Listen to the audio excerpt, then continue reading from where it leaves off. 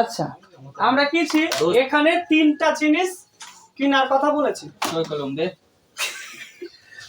ডালের দাম, ডাল, মাছ আর চাল বলেছে ভাষাটা, যে ডাল যত টাকাতে কিনবো মাছটা কিনবো তার থেকে 20 টাকা কম, আর চালটা কিনবো 40 টাকা কম।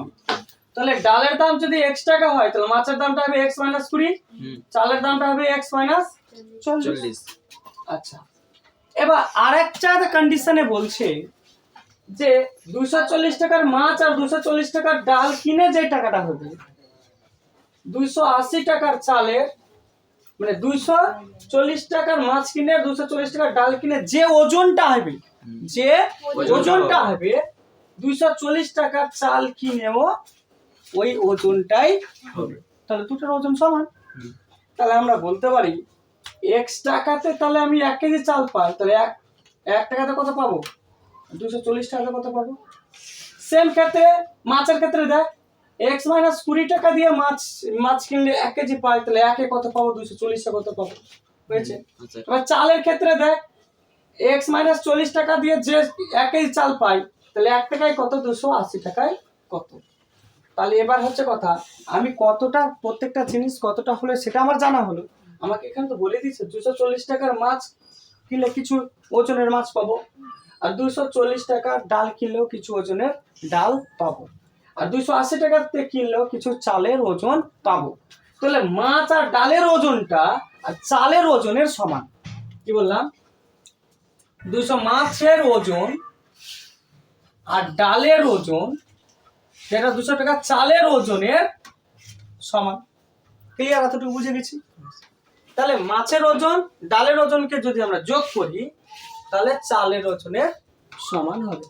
তাহলে আমি শর্ত অনুসারে আমি বলতে পারি তাহলে এটা কি আমার ডালের ওজন, এটা হলো আমার চালের ওজন, দুটাকে যোগ করি তাহলে আমার সরি এখানে ডালের ওজন আর মাছের ওজনকে যোগ করি তো চালের ওজন পাবো। লিখেছি আমরা। তারপর কি করছি এখানে ভগ্নাংশের যোগ, তারপরে আমরা গুণ করেছি, তারপরে এখানে 40 দিয়ে কেটেছি, প্রত্যেকটা কি দিয়ে কেটেছি? 40 দিয়ে কেটেছি, কেটে ছোট করেছি। আবার কি করেছি? বজ্র গুণ করেছি, বজ্র গুণ করে আবার প্লাস মাইনাস করে কেটেছি, আবার 5 দিয়ে ভাগ করেছি। তারপরে আবার কি যে মিডল ফ্যাক্টর করেছি, মিডল ফ্যাক্টর করে দেখা যাচ্ছে x এর মান 12 বেরিয়েছে আর x এর মান 80 বেরিয়েছে। তবে এত কম দামটা তোমার কি হবে না? কি বলছে? উত্তরটা তোমার কমে হবে না, উত্তরটা কিসে হবে? বেশিতে হবে। যেহেতু 12 টাকার জিনিস, এটা কি সম্ভব? সম্ভব না। 12 থেকে 80 কমবে কখনো? 40 কখনো কমবে? নিশ্চয় কমবে না। তাহলে আমার 12 উত্তর হতে পারে না। কথা বোঝা গেল? ভাষাটা বোঝা গেল? দেখ এটা কত? 12 থেকে কি বড়? এটাও 12 থেকে বড়, অতএব 12 উত্তর হবে না। 12 উত্তরটা কি 80? দেখ 80 থেকে এ ছোট, এও ছোট, তাহলে আমার উত্তরটা কি হবে? 80। এই কথাটা মাথায় রাখবে। এটার মধ্যে এতটি ক্যালকুলেশন করে এখানেও ভুল করে দিতে পারে বাচ্চা। 12 উত্তর কি হয়েছে? 12 উত্তর হবে না, তার কারণ এখানে এত কম বলেছে। তাহলে এদের থেকে কি হবে? বেশি হতে হবে উত্তরটা। কথাটা বোঝা গেল? এবার হচ্ছে কথাটা ক্যালকুলেশনের জন্য ভালো করে দেখে নিতে হবে। এই অঙ্কটা কিন্তু সর্বোপরি এই ক্যালকুলেশনের উপরে নির্ভর করবে। এই পুরো যে ক্যালকুলেশন এইটুকু সব কেউ পারবে, এইটুকু তো অঙ্কটাতে কিছু নাই। অঙ্কটা কিন্তু এই ক্যালকুলেশনের উপরে আছে নির্ভর। আর এই অঙ্ক পরীক্ষাতে যদি চলে আসে তো টাইম খেয়ে শেষ করে দেবে।